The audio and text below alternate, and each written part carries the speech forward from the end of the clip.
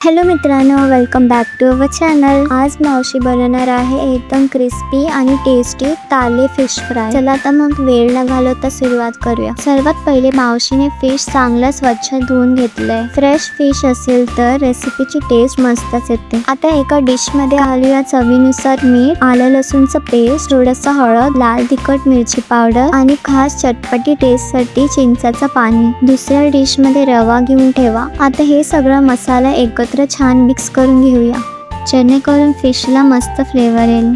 आपण फिशला तयार केलेल्या मसाल्याचं एक मस्त कोटिंग देणार आहोत। आता साईडला गॅसवर पॅन ठेवा आणि मीडियम फ्लेमवर गरम होऊ द्या। इथे मावशीने तांदळाचा रवा यूज केला आहे, तुम्ही नॉर्मल रवा पण यूज करू शकता। मसाला चांगला लागला की फिशला रव्यामध्ये कोट करून पॅन मध्ये फ्राय करा। फिशला दोन्ही बाजूने 5-5 मिनिटं मस्त गोल्डन आणि क्रिस्पी होईपर्यंत फ्राय करा। किचन मध्ये येणारा हा खमंग वास म्हणजे लिटरली तोंडाला पाणी सुटणार। आपलं क्रिस्पी, स्पायसी आणि टेस्टी ताले फ्राय तयार आहेत। गरमागरम सर्व करा आणि एन्जॉय करा। तुम्हाला जर ही रेसिपी आवडली असेल तर चॅनलला लाईक, शेअर आणि सबस्क्राईब करायला विसरू नका।